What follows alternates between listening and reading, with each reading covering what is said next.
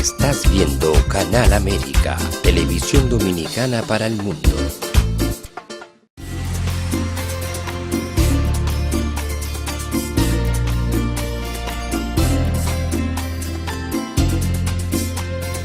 A Time for Truth show is sponsored by the Office of Dr. Bernard Fialkoff, a periodontal, dental implant and laser specialist in New York City, for over 40 years. Dr. Fialkoff was honored by the International College of Dentists and Pierre Fauchard, and received the Presidential Lifetime Humanitarian Honor from the White House. Call us at 718-229-3838. Sometimes life can be so damn hard. You don't know where to go. Everything keeps falling apart. Yeah.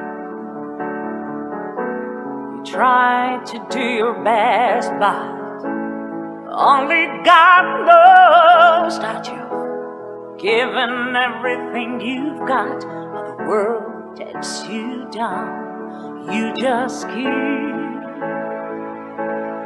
moving on. Let your fears. Welcome to A Time for Truth show. It's a pleasure to be back with you again tonight.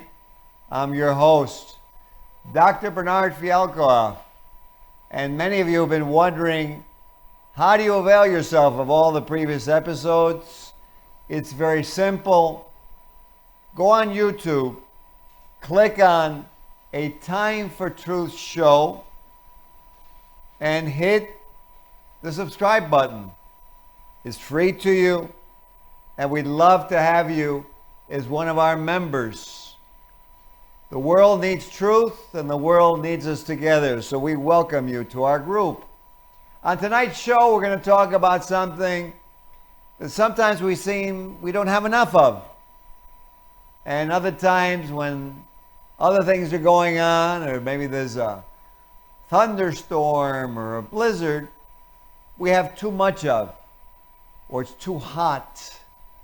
And other times we suffer from its deficiency. We're talking about energy. It seems like our world is affected by and is dependent on energy. How to utilize it, how to obtain it, how to generate it, how to create it. How do we do this? So we're going to actually have a series of these shows over the next few weeks.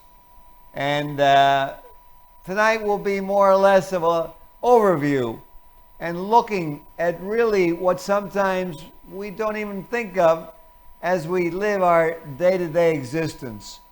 So Buddha, let's put up the first image when we talk about energy. And what comes to mind on this first image is, here you see our earth, and you see the sun, a tremendous ball of energy that provides so much for our daily life, that stimulates our vitamin D3, our calcium, our bone metabolism, our energy. And when you think about the depression or depression, or in Spanish we call tristeza, the loneliness, the darkness of winter, when our days are so short and our emotions go down. Obviously, there's a light, much more than just a visible light, but an energy transmission and intake and transference which occurs amongst all the life forms, which create life, and which is an amazing miracle. So we'll start out at the beginning here, or it seems like it's the beginning, or is it the beginning? As we get to the end of the show, we'll go over some different aspects and different points of view, but this is a very important one. Now let's go to the next image, and we'll talk about the earth, our home, and where we are. on that little ball in the middle of the universe, the Earth has its own magnetic field that occurs deep within the Earth's interior in a layer known as the outer core. Here, the energy from the slow-moving molten iron at the core of the Earth is converted to electrical and magnetic energy. This magnetic field changes and brings about electrical currents, which generate, in turn, more magnetic fields. And these fields then bring about more currents. And it seems like it's a feedback loop of incremental augmentation of the electrical fields, of the magnetic fields, and then the electrical fields. And we'll see how this impacts and interplays as we deal with life in general. Aside from the sunlight, aside from the winds, aside from the weather, it's very interesting how these energies interrelate. We have around our Earth a very important protective bubble. That protective bubble is called a magnetosphere, a sphere of magnetism that protects us from weather. But this is not the weather within our atmosphere, but the weather out in space. And we're talking about now solar wind. When the sun emits tremendous flares out into our solar system, well, this magnetosphere protects us from those outbursts and those storms that maybe we don't even realize are occurring. Without that magnetosphere, the solar wind would basically erode and take away our atmosphere, eliminating the air that we breathe, the oxygen that we utilize to be able to exist, that we interchange with the plant kingdom, who then takes our carbon dioxide and brings back oxygen. And these reactions also themselves, again involving energy. The O2 or oxygen to CO2, carbon dioxide, within the energy of our bodies. The carbon dioxide back to oxygen and other nutrients in the soil from the plant kingdom. Again, with their own energy, and the plant using photosynthesis of the sun's energy, with a total harmony and interaction of all the different life forms and energy sources. According to NASA, the magnetosphere protects the Earth from also many other particle radiation emissions during ejection from the sun, and also cosmic rays themselves, atomic fragments that would rain down on the Earth from outer space, because space is not devoid of objects traveling at high speeds. We've all seen comets. We've heard of the meteors that sometimes exist and end up crashing at times, that exist out in space. So it's very interesting how we have all these different levels of interaction to allow life to exist on our blue planet. Sometimes we take that for granted, and it's important to realize how much energy it actually takes when at the end of the day we maybe get frustrated, and to kind of take in really how lucky we are that all of these different belts and protective layers and interactions of life forms exist on our planet that we take as a day-to-day living occurrence without really any really kind of inspiration or awe or appreciation for the fact that we should probably be more involved in protection and helping to create further advances out into that realm. So the Earth magnetosphere repels harmful energy, and when it goes away, it goes in, as you see in this diagram, into something called the Van Allen radiation belts, which are donut belts of radiation, which then hold these harmful, or what you could say toxic to the Earth particles. And here you see a diagram of these very spheres that we've been talking about. The Earth also has electromagnetic energy, and it appears to be free, but because it's at a very low level, we're still at the point where scientists are experimenting and developing ways where we can try and tap in to the Earth's magnetic field.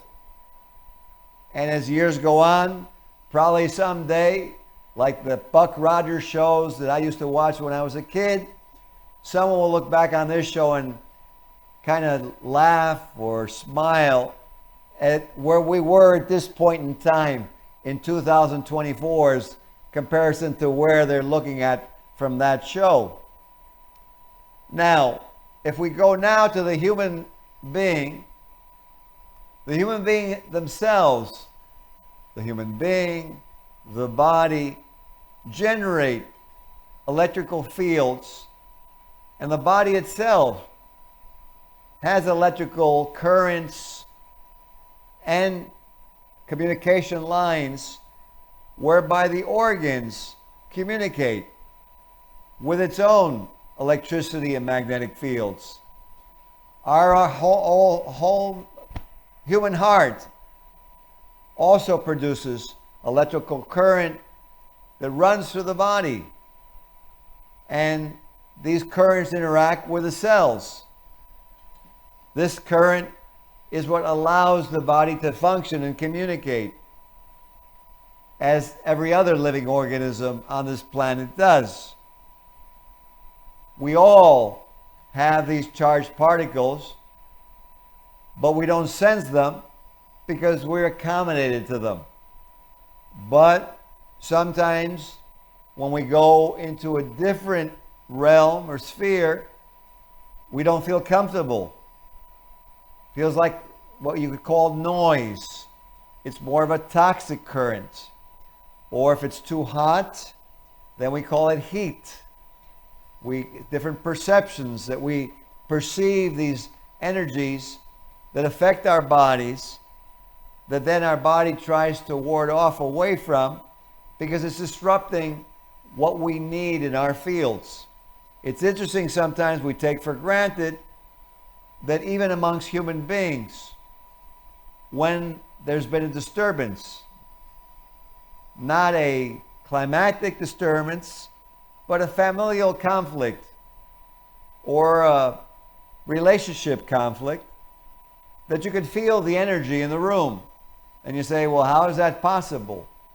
Well, that's possible because aside from the human body using energy to communicate, we as human beings, aside from the words that we emit, aside from the emotions that go along with the words, the emotions themselves are different wavelengths and different frequencies and different magnitudes of energies.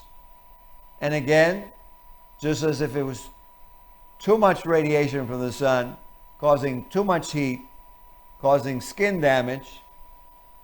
As human beings, sometimes we can get in toxic relationships or toxic environments, possibly at work, where again, these energies exist.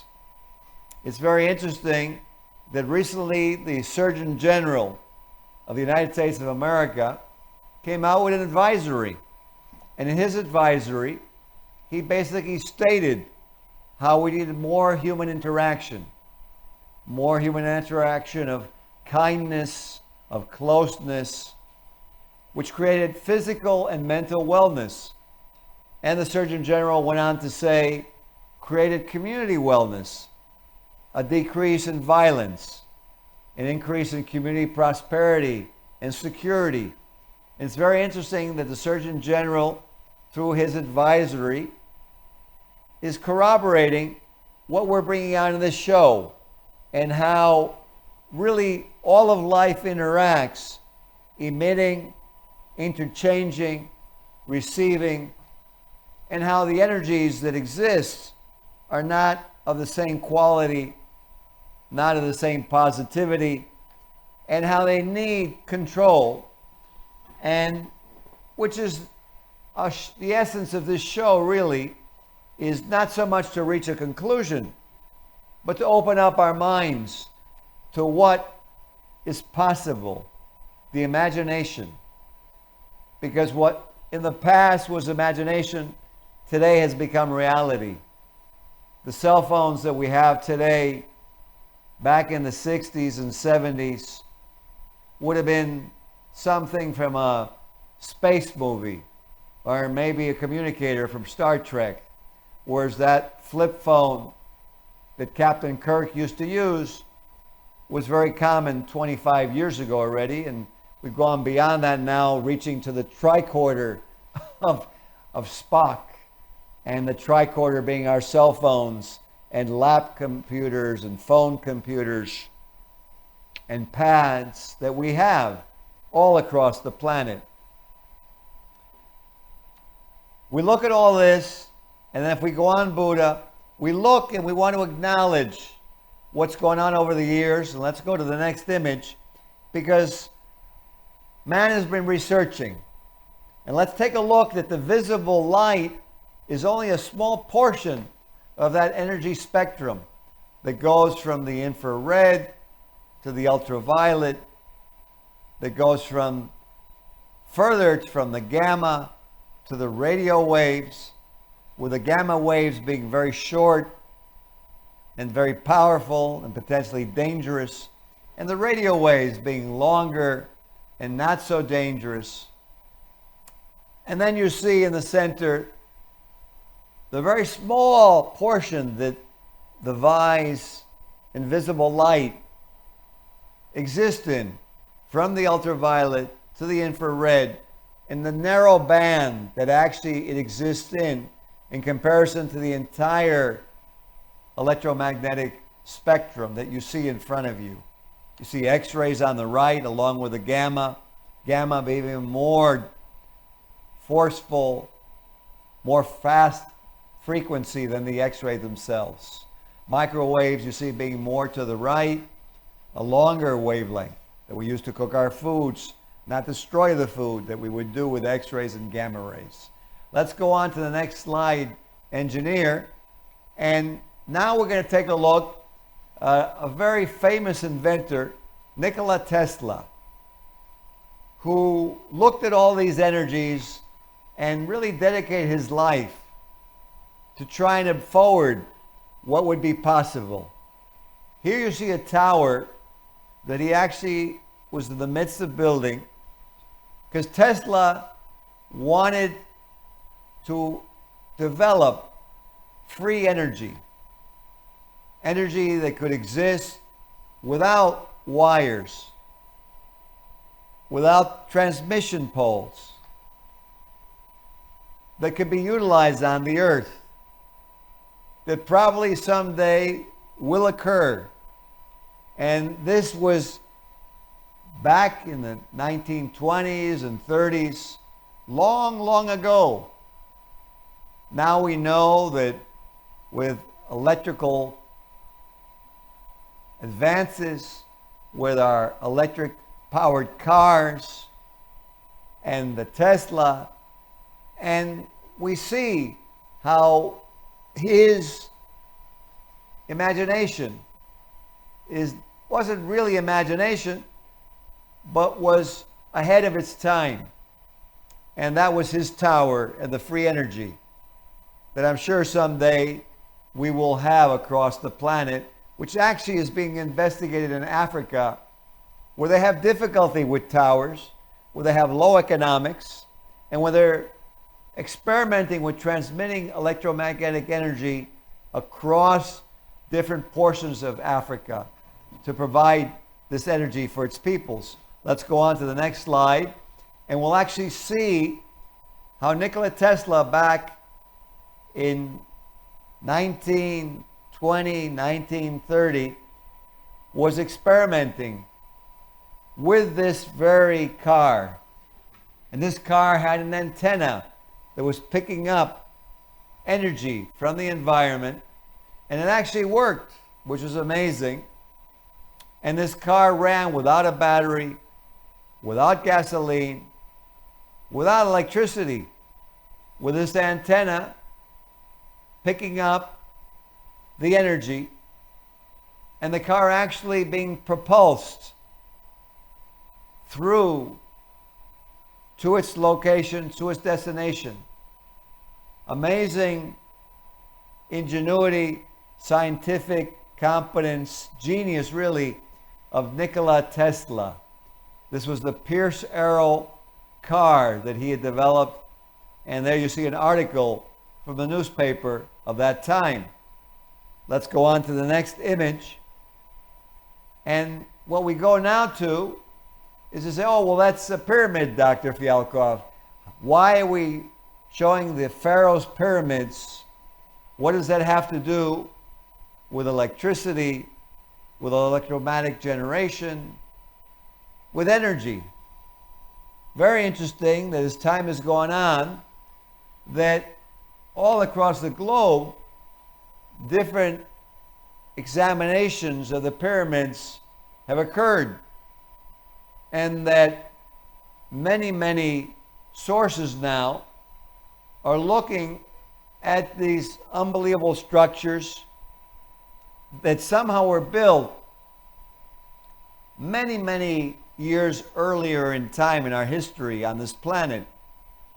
And there's been debate existing that's cropped up. Did the Egyptians actually build them? Were they built earlier? And was there some catastrophe that ended the civilization that actually fabricated these pyramids? Are these pyramids actually aligned to Orion? And were they used as stable points on the earth of navigation by more advanced beings who may have had space travel? If we were back in the 1800s, people would laugh at you if you talked about space travel, and they'd probably think you were drank a little bit too much whiskey at the saloon, at the bar. But now we have Elon Musk going up into space, bringing William Shatner with him so that Captain Kirk could go up as William Shatner into space, which was unheard of back in 1970, 1980.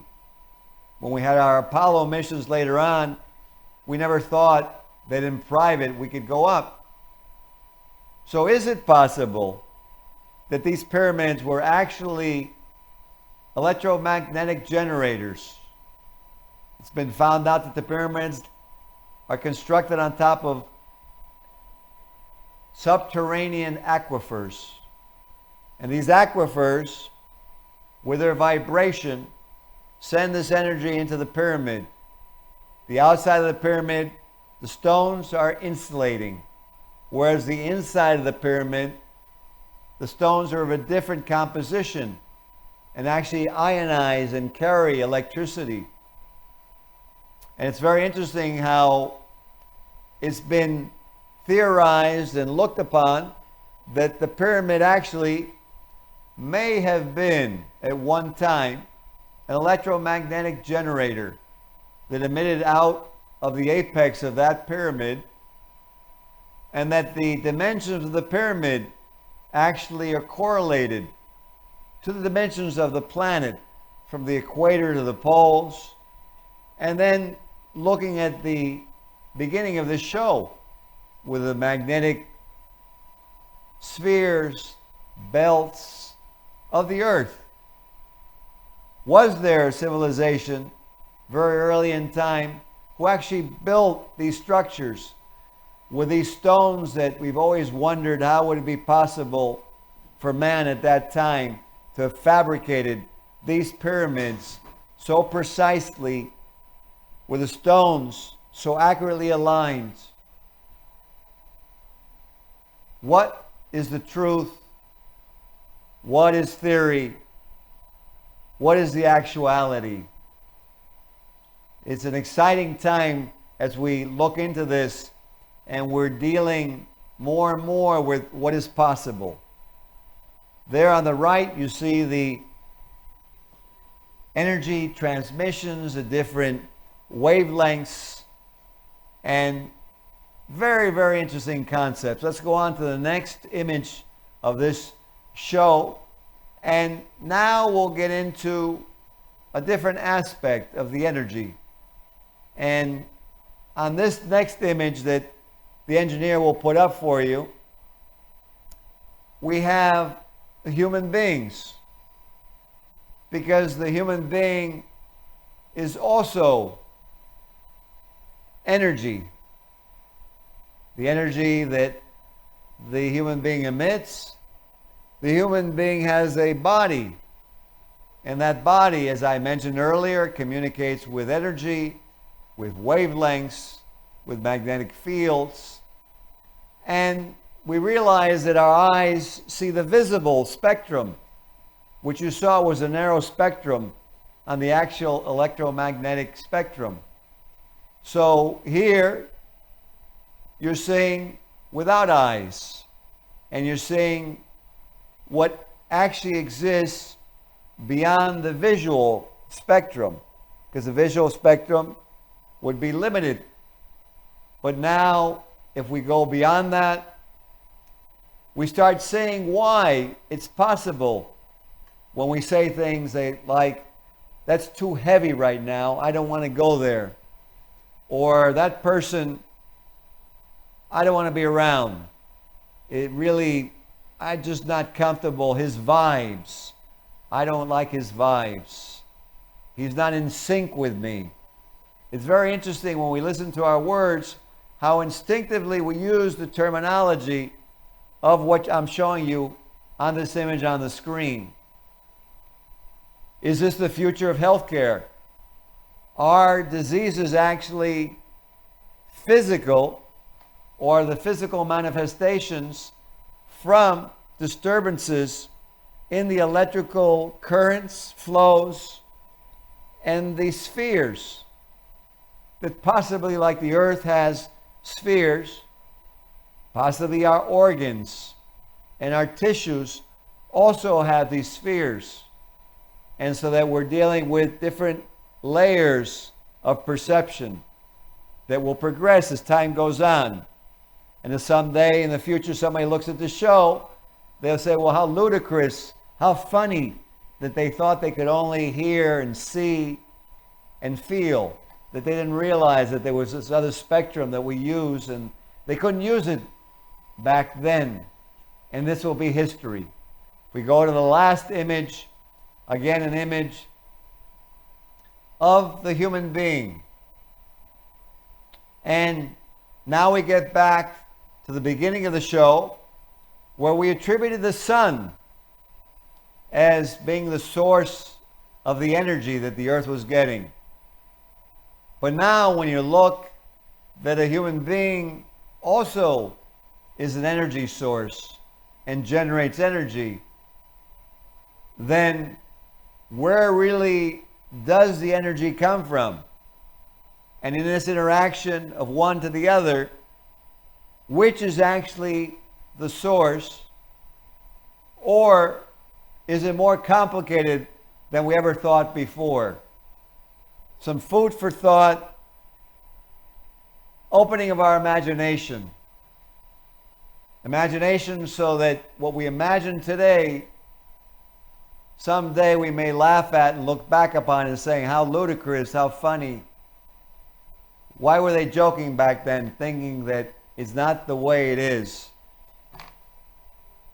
And will this happen in 2040, in 2080, in 2100? When will it happen?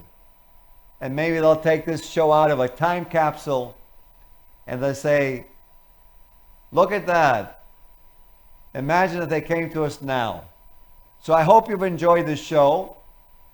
And I hope it's opened up some possibilities to you. Are you trapped by the energy? Or can you create your own energy?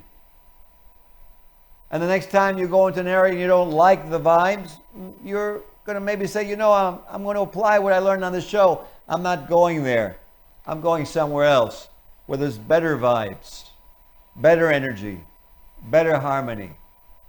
And when we look at our world and we see the climate and nature being destroyed, then we may react more aggressively and say, no, we need to protect the interactions that occur that are unbelievably miraculous. I hope you've enjoyed the show.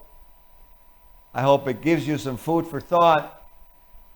And we'll continue more next week as we continue with many more episodes of energy, advances, inventions, and where mankind is moving forward into the future, handling the carbon footprint, handling the pollution, handling the future, and different possibilities.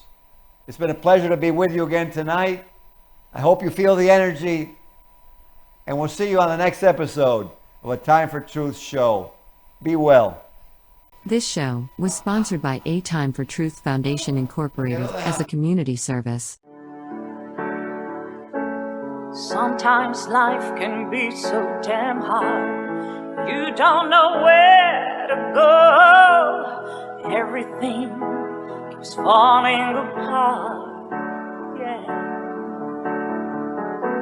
You try to do your best, but only God knows that you've given everything you've got, but the world takes you down. You just keep moving on. Let your feet